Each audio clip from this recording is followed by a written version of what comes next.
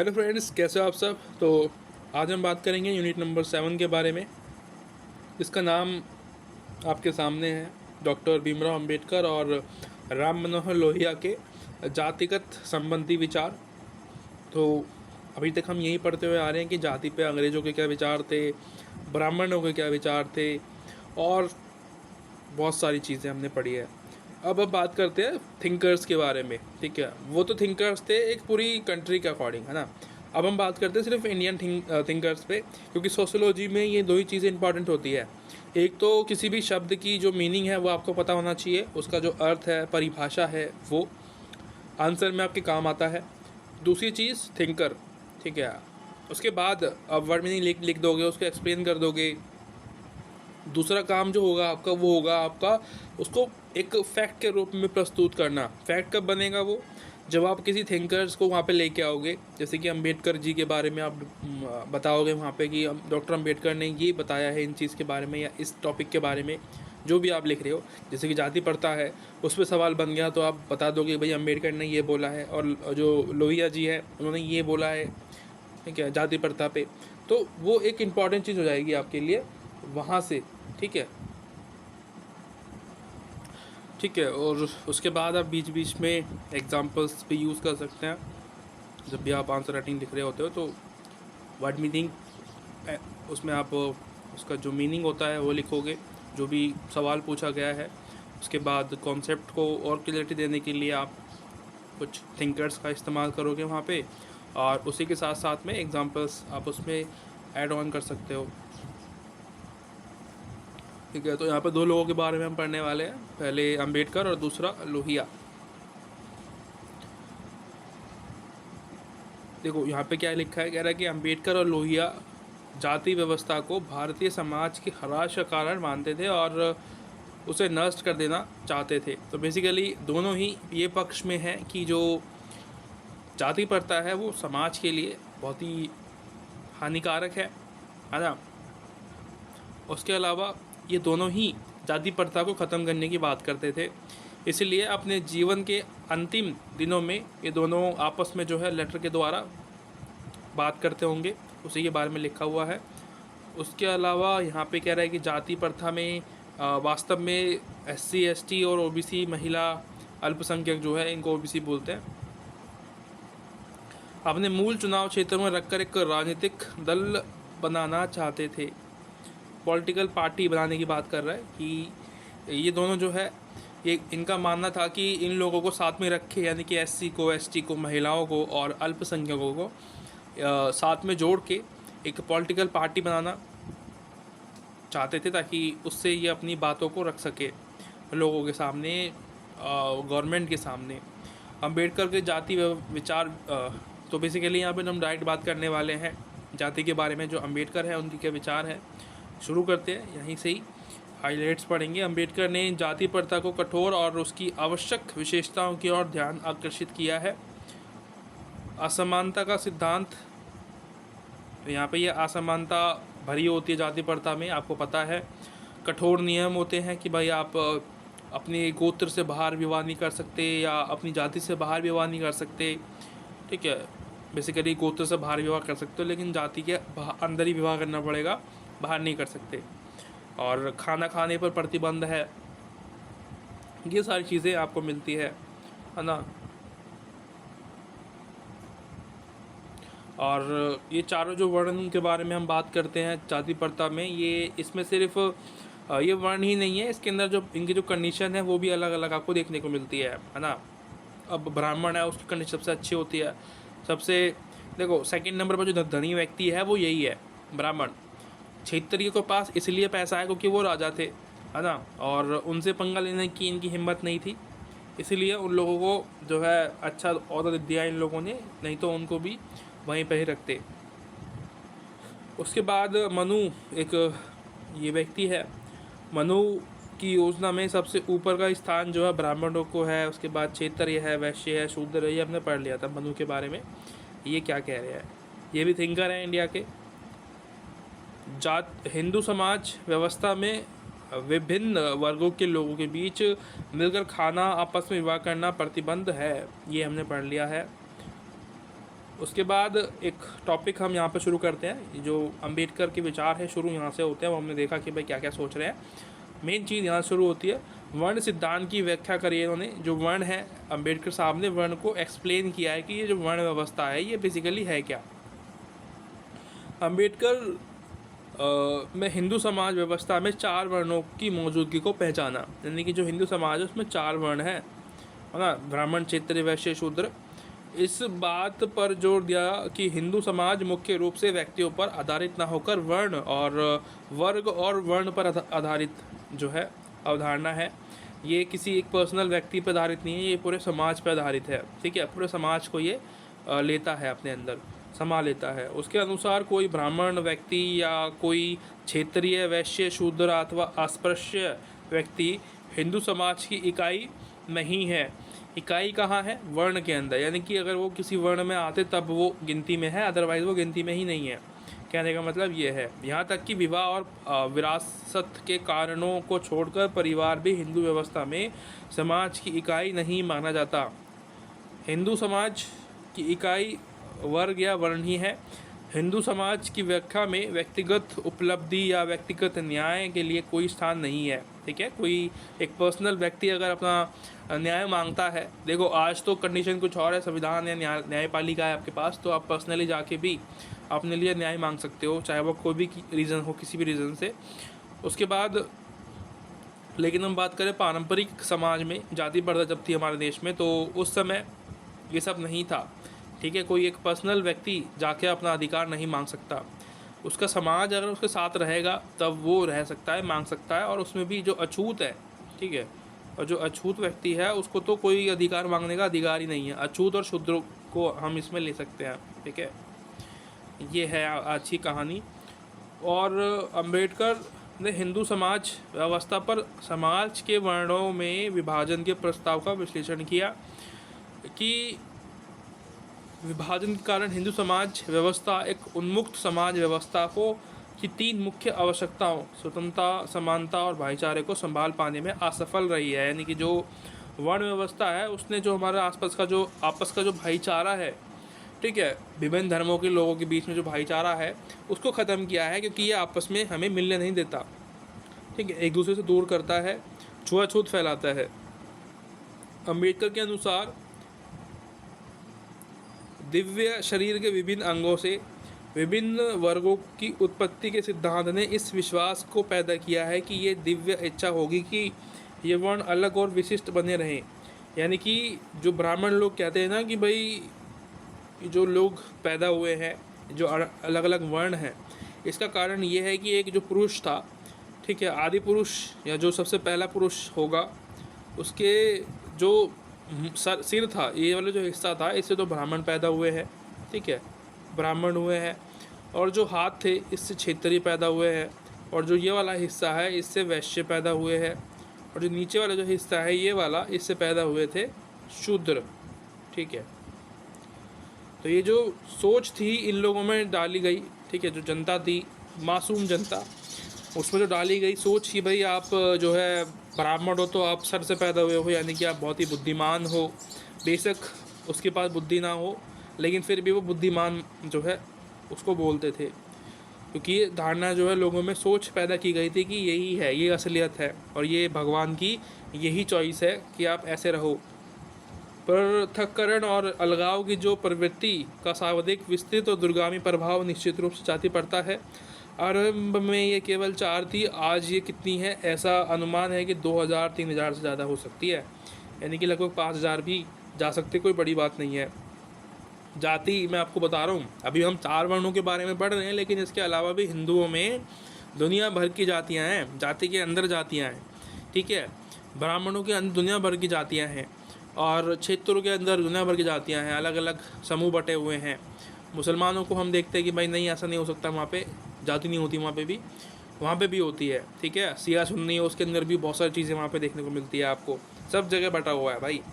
जहाँ पे ये चीज़ें आपको मिलती है ना, वो देश कभी विकास ही नहीं कर सकता। ठीक है, और ये लोग बताते हैं कि ये एक नॉर्मल चीज़ है समाज में, ये ऐसा होता है, चीज़ों में बंटवारा होता ही है। खैर, उसके बाद अम्बेडकर ने जो प्रश्न उठाया वह यह है कि इस प्रकार की भावनाओं पर आधारित समाज व्यवस्था में क्या भाईचारा होगा? अंबेडकर पूछते हैं कि क्या हिंदू समाज व्यवस्था समानता को मान्यता देती है? ये ऐसा भी नहीं हो सकता। जो हिंदू है, हिंदू समाज है या वर्ण व्यवस्था है, ये किसी भी व्यक्ति को समानता का अधिकार नहीं देती है। ब्राह्मण सबसे ऊपर है, वो समान कहाँ है किसी के? दलित सबसे नीचे है, वो कहाँ समान है? एक इतना बड़ा गैप है इन दोनों के बीच में, तो ये समानता तो बिल्कुल भी नहीं देती है। ठीक है, ये सवाल पूछ रहे हैं हम लोगों से, थोड़ा सोचो। ठीक है, जागरूक बनो, देश को आगे ले जाओ, ना कि जाति प्रथा को, जाति को, अपनी कास्ट को, सबके बारे में सोचो। जो देश में आज हो रहा है उसको देखो। ठीक है, आप युवा हो, नागरिक हो देश के, और आपसे बहुत से लोग एक्सपेक्टेशंस कर रहे हैं। सबसे पहले आपके पेरेंट्स कि आप कुछ करोगे अपने परिवार के लिए, अपने समाज के लिए, अपने देश के लिए। ठीक है, तो ये जो है चलता है आराम आराम से। डॉक्टर भीमराव अम्बेडकर ने भी यही कहा था कि अगर दो देशों के बीच में बात होगी तो मैं अपने देश को चुनूंगा। ठीक है, और अगर यहाँ पे जाति प्रथा की बात आई, समाज की बात आई, सबसे पहले मेरा समाज है। ठीक है, दलित समाज। तो ये आपको भी याद रखना है। ऐसा नहीं है कि हम जाति प्रथा को बढ़ावा दे रहे हैं इस चीज़ से। उस समय कंडीशन ही ऐसी थी। अगर हम बात करते हैं दो कास्टों के बीच में, तो हमें ये भी देखना होता है कि भाई मेरी कास्ट भी तो है, मैं भी तो इम्पोर्टेंट रखता हूँ, चाहे वो कितना भी तुर्रम खा हो, कितना भी नीचे की जात का हो, सबके लिए उसकी कास्ट इंपॉर्टेंट होती है। आज के ज़माने में हम ये नहीं कह सकते कि नहीं आप अपनी कास्ट छोड़ दो, नहीं। अब एक इंसानियत लेके आओ अपने अंदर, वही सबसे बड़ी बात है ना। लोगों के बारे में सोचो, जो गरीब है उसके साथ अच्छे से व्यवहार करो, जिसको ज़रूरत है। अगर आपके पास एक्स्ट्रा है तो उसको दो, कहने का मतलब ये है। अब बात करते हैं भारत में जाति व्यवस्था का उत्पत्ति स्रोत की कहाँ से हुई है, इसके बारे में बता रहा है कि कुछ समाजशास्त्री है, उनकी परिभाषा ली है अम्बेडकर जी ने। देख लेते हैं। कह रहे कि एक व्यक्ति है सेनॉट, ठीक है, ये भी कह रहे हैं कि जाति सिद्धांत आनुवंशिक रूप से तीव्र दर का एक बंद निगम है। इसमें मुखिया और एक परिषद सहित एक विशेष परंपरागत स्वतंत्र संगठन होता है जो कमोवंश परिपूर्ण पराधिकारी की संभावनाओं में मिलता है, कुछ विशेष अवसरों पर मिलता है। और एक व्यक्ति है नेस्फील्ड, इन्होंने क्या कहा है, इन्होंने जाति को समुदाय का कोई वर्ग जो किसी भी अन्य वर्ग के साथ अपने संबंध को नकारता है और अपने समुदाय के अतिरिक्त किसी भी अन्य व्यक्ति के साथ ना तो विवाह करता है और ना ही साथ में खा पी सकता है, इसको हम जाति प्रथा कहते हैं। तो एक तरीके से परिभाषा दे रहे हैं जाति की। तो ये भी आपको समझते हुए चलनी है कि भाई नेस्फील्ड जो व्यक्ति है ये क्या कह रहे हैं, और एक सेनॉट है ये भी कह रहे हैं, जाति प्रथा को बता रहे हैं, परिभाषित कर रहे हैं। और कैथकर ये भी एक व्यक्ति है, ठीक है, थिंकर है, ये भी बता रहे हैं जाति प्रथा को। ये दो तरीके से एक्सप्लेन कर रहे हैं। जाति एक सामाजिक समूह है जिसकी दो विशेषताएं होती है, ये कैथर कह रहे हैं। पहली है कि वे सदस्यों के यहाँ पैदा हुआ हो, यानी कि जन्म से आधारित होती है। दूसरी चीज़ कि यहाँ सामाजिक नियम का पालन होता है। ठीक है, जो पारंपरिक नियम होते हैं वर्ण व्यवस्था के, उसको यहाँ पे फॉलो किया जाता है। लोग जो रूल रेगुलेशंस होते हैं इंडिया में अगर बात की जाए तो उसको तो फॉलो नहीं करेंगे, लेकिन हाँ जाति प्रथा की बात आएगी तो वहाँ पे रूल रेगुलेशन को पूरा फॉलो करना है। आज भी है, अभी भी लोगों के अंदर जो कीड़ा है ना ये जाति प्रथा का, अभी तक नहीं गया है। हाँ, मैं ये नहीं कह रहा कि अपनी जाति से प्यार मत करो, आपकी जाति आपके लिए श्रेष्ठ हो सकती है, लेकिन ये नहीं है कि इसका मतलब आप दूसरी की जाति से नफरत करोगे या उसको अछूत बोलोगे। इंसानियत है ना पैदा करो अपने अंदर। लोग जो ज़माना है दिन पर दिन हमारी जो सोच है वो गिरती जा रही है एक दूसरे को लेके, तो थोड़ा सा जो है संभालिए, है ना। तीसरा टॉपिक आता है आपका जाति और श्रम का विभाजन। ये भी होता है, अम्बेडकर जी बता रहे हैं इसके बारे में कि जो जाति प्रथा है उसमें आप श्रम विभाजन देखते हो। ये श्रम विभाजन प्राकृतिक नहीं होता है, ये प्राकृतिक नहीं होता है, ये बनाया हुआ है किसी व्यक्ति के द्वारा कि भाई जो दलित है वो उसका काम यही रहेगा, वो कूड़ा उठाएगा, ठीक है, लोगों की गंदगी साफ़ करेगा, कपड़े धोएगा, ये सारे काम है उसके। ये बनाया हुआ है, उसको नहीं चाहिए। अब कुम्हार है, कुम्हार का जो बेटा था उस समय, देखो ये व्यवस्था थी पारंपरिक रूप से अगर देखी जाए तो, कि कुम्हार का बेटा कुम्हार ही करेगा। बेशक वो कलेक्टर बनना चाहता है या कोई और काम करना चाहता है तो वो नहीं कर सकता था उस काम को, वो वही काम करेगा जो उसको मिला हुआ है, उसके अगेंस्ट जाके वो कोई काम नहीं कर सकता। ये बंदिशें थी, ठीक है, व्यवसाय के ऊपर, कि आप कोई भी व्यवसाय अपनी मर्जी से नहीं कर सकते। तो ये श्रम विभाजन था। इसमें क्या है, जो अपॉर्चुनिटीज़ होती हैं वो ख़त्म हो जाती हैं, ठीक है, एक समुदाय के लिए वो उस अपॉर्चुनिटी का फ़ायदा उठा नहीं सकता क्योंकि उसके पास वो है ही नहीं, ठीक है, दबाने की कोशिश वहाँ पे की जाती थी।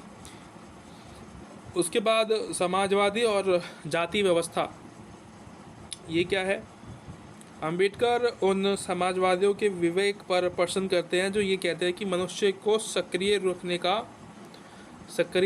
का एकमात्र उद्देश्य आर्थिक ताकत की प्राप्ति है। तो कहने का मतलब अंबेडकर ये कह रहे हैं दलितों से कि, या फिर जो अल्पसंख्यक है, महिलाएं हैं, इनसे ये कह रहे हैं कि जागो और मेहनत करो, आर्थिक रूप से सक्षम बनो, ठीक है, पढ़ाई लिखाई करो ताकि आपकी कंडीशन अच्छी हो जाए, और आपके पास एक बार पैसा आ जाएगा ना तो धीरे धीरे करके सब लोग भूल जाएंगे, क्योंकि आपकी हैसियत इतनी ज़्यादा हो जाएगी, आपके पास पावर इतनी आ जाएगी कि लोग, आप जो है, जो समय है वो बदल जाएगा। जो पहले अछूत थे वो आज फिर जो है आगे जाके वो ब्राह्मण बन जाएंगे। तो ये बात कर रहे हैं अम्बेडकर। जाति का खात्मा करने की बात करते हैं, है ना, जो अम्बेडकर है। अम्बेडकर कहते हैं कि जाति किसी ईंट की दीवार या कटीली तार जैसी वस्तु नहीं है, जो वस्तु हिंदुओं को उन्मुक्त सामाजिक क्रियाओं से रोकती हो। जाति एक अवधारणा है ना, ये हमारे अंदर है, ये हमारी सोच है जाति। और ये कहाँ से पैदा हुई है, ये जो हम ग्रंथ पढ़ते हैं, ये जो हम धार्मिक किताबें पढ़ते हैं, ठीक है, शास्त्र पढ़ते हैं, इन सबों से पढ़ के हमें ये सब चीज़ें हमारे दिमाग में बैठाई गई हैं। अब उन सब में गलत लिखा हुआ है तो लोग गलत ही मान लेते हैं, है ना।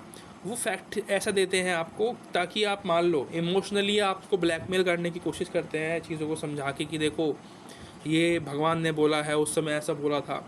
अब जो भगवान हमें जन्म देता है वो कोई बोलेगा ऐसा, है ना। आपके पेरेंट्स हैं, आपके पेरेंट्स की नज़रों में क्या आप में असमानताएं हैं, आप जितने भी सिबलिंग्स होंगे घर में, क्या वो आपके लिए ऐसा सोचते हैं कि तू छोटा है, तू अछूत है, तू नीच है? कभी सुना है ऐसा? तो वो जो भगवान है हमारे लिए पेरेंट्स है, वो कभी ऐसा सोच सकते हैं कि हमारे लिए जिन लोगों ने हमें बनाया है वही हमें जो है नीचे दिखाने की कोशिश करेंगे क्या कभी? तो थोड़ा बहुत जो है प्रैक्टिकली सोचो तो आप समझदार बन सकते हैं हम लोग। उसके बाद हम बात करते हैं राम मनोहर लोहिया, ठीक है, उनके जाति के प्रति क्या विचार थे। सबसे पहले शुरू करते हैं। राम मनोहर लोहिया का मन था कि समाज की जाति व्यवस्था सीधे तौर पर श्रम के विभाजन से संबंधित है, यानी कि इनका मानना अलग है। ये श्रम के बारे में बात कर रहे हैं कि जो श्रम है, लेबर है, उसमें जो विभिन्नताएं हैं उसको हम जाति कहते हैं। इनका मानना है कि जो श्रम में डिवाइडेशन है ना, कि भाई जो दलित है वो साफ़ सफाई का काम ही करेगा, इसी की वजह से वो पीछे है। अगर वो उसको भी अगर अच्छा काम दे दिया जाए ना काम करने के लिए, अलग अलग अपॉर्चुनिटी मिलती रहे उसको अपनी स्किल के अकॉर्डिंग, तो वो भी पीछे नहीं हटता, वो पीछे नहीं रह पाता, नहीं रहता बिल्कुल भी। उसको काम ऐसा दिया गया कि वो हमेशा पीछे ही रहे, उसके अलावा वो कुछ कर ही ना पाए, है ना। उसके अनुसार छोटे स्तर पर ही सही, जहाँ भी आनुवंशिक उत्पाद होता है वहाँ जाति व्यवस्था किसी न किसी रूप में मौजूद होगी। इसके अलावा उन्होंने कहा कि जब भी भूमिका का केंद्रीकरण होता है, भूमि के मालिक वर्ग के पास सत्ता आती है और तो वहाँ क्षेत्रीय वर्ण होगा। जाति व्यवस्था का विकास कला के विकास से संबंधित है। ब्राह्मण एक वर्ण है, किंतु अपने आप में वर्ण किसी व्यवसाय का अर्थ नहीं होता या नहीं देता। यानी कि जो ब्राह्मण है एक वर्ण जरूर है, लेकिन इसका मतलब ये नहीं है कि वो अपने काम को डिसीजन ले लेगा कि हमें को सिर्फ यही काम करना है ना। मैंने आपको बताया था कि जो छोटी कास्ट है उन्हीं को अपना काम दिया गया है कि आपको सिर्फ यही करना है, जबकि जो बड़ी कास्ट के लोग हैं वो जो मन करे वो कर सकते हैं। मैं आपको ही बताऊँगा आगे, मेरे पास एग्जाम्पल्स है। यही बात क्षेत्रीय और वैश्य वर्ण के लिए भी सत्य है। उदाहरण के लिए वैश्य व्यापारी कृषक अथवा चरवाहे हो सकते हैं, यानी कि जो वैश्य है ना, ये व्यापारी भी थे। व्यापारी के अलावा ये जो है कृषक भी थे और ये चरवाहे भी थे। ठीक है, भैंस वगैरह पालना, बकरी पालना, ये सब काम भी करते थे। वह केवल एक व्यवसाय को नहीं मानते थे। हालांकि कुम्हार, लोहार, सुनहार, चमार के संदर्भ में व्यवसाय का अर्थ भी अलग है। ठीक है, यानी कि जो चमार है या जो कुम्हार है वो सिर्फ वही काम कर सकता है जो उसको मिला हुआ है। मिट्टी के बर्तन बनाना, चमड़े का काम करना, यही काम इनको करना है ज़िंदगी भर। इसलिए लोहार के अनुसार जाति वास्तव में केवल शुद्ध वर्ण पर पाई जाती है। कला कौशल के विकास के साथ लोगों का एक समूह उसके संबंध हो जाता है। सभी एक कला कौशलों को एक साथ रखना या रखा जाता है। हमें केवल किसी जाति का संदर्भ देने से किसी व्यवसाय का पता नहीं लगता। यानी कि अगर आप किसी को अपनी कास्ट बताते हो तो आपको कोई ये बता नहीं पाएगा कि आपका काम क्या होगा। अब मैं वैसे बात नहीं कर रहा हूँ जो नीचे जाति के जो लोग हैं उनके बारे में बात नहीं कर रहा मैं बात कर रहा हूँ ब्राह्मण लोगों के बारे में, या जो वैश्य तक है, ठीक है, उनके बारे में। जैसे कि वैश्य हैं तो वो और भी काम करते हैं ना, व्यापार के अलावा पशुपालन भी करते हैं, वो खेती भी करते हैं। तो कोई डिसाइड नहीं है ना कि उनको काम क्या करना है, लेकिन शूद्रों के लिए डिसाइड है कि उनको ये काम करना है। अशूद्रों के लिए डिसाइड किया गया कि उनको यही काम करना है। दूध का व्यापार अब आहिरों के साथ जुड़ा हुआ है ना। पहले क्या था, पहले जो है पारंपरिक रूप से जो आहिर थे वो दूध का व्यापार नहीं करते थे, है ना। आहिर यानी कि यादव जो होते हैं, तो ये भी है।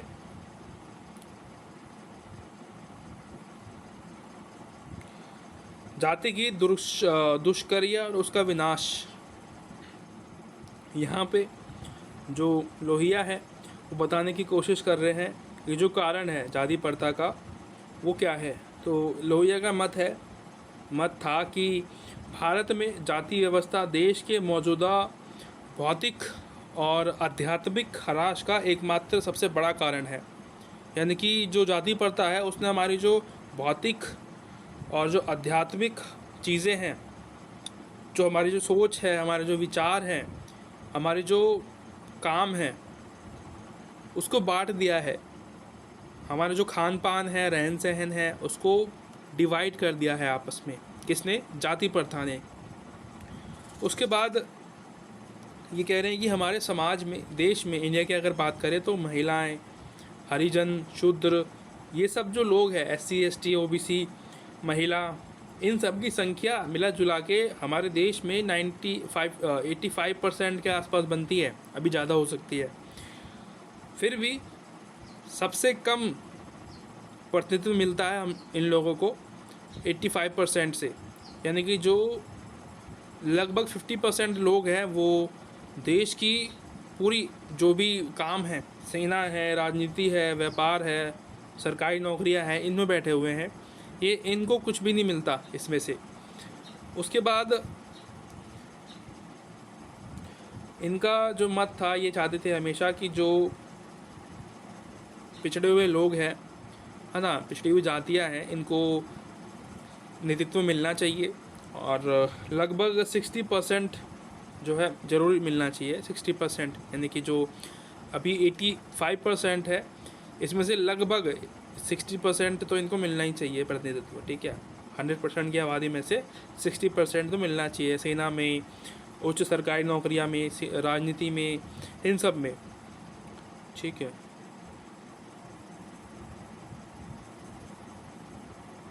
उसके अलावा ये क्या है,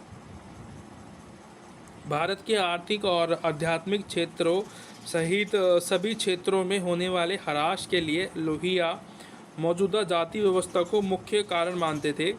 और उनके अनुसार जाति व्यवस्था निम्न जातियों की मानवीय भावना, व्यक्तिगत स्वतंत्रता को कुचलती है। कारण उन्होंने पिछले वर्गों को विशेष अवसर देने का सुझाव दिया है। यानी कि रिजर्वेशन की यहाँ पे बात की जा रही है। मनोहर लोहिया जी कह रहे हैं कि जो पिछड़े लोग हैं, जातियाँ हैं, इनको विशेष जो है रिजर्वेशन मिलना चाहिए ख़ास तरीके से, जो कि मिलता है ना। लोहिया का जाति समाप्ति सम्मेलन, तो जो ये इन्होंने बहुत सारे सम्मेलन भी किए हैं, कैंपेन भी किए हैं, लोगों को जोड़ा भी है, जिसमें कि ये कहते हैं कि जो समाज है ना, सभी कैटेगरी के लोगों को साथ में लेके आइए और मिश्रण भोज कराइए सबको, सभी कास्ट के लोग हो साथ में बैठ के खाना खाए। विवाह में सबको इनवाइट किया जाए ताकि ये जो असमानताएं हैं ये दूर की जाए कैसे भी करके, है ना। और उसके बाद सम्मेलन में सुझाव दिया गया कि नामों से जुड़ी जो उपाधियां हैं उसको बदला जाए ताकि नाम से किसी को भी किसी की जाति पता न चले, है ना। तो ये भी काम जो है इन्होंने करने की कोशिश की है ऐसा करने का, क्योंकि लोगों की सोच आप नहीं बदल सकते।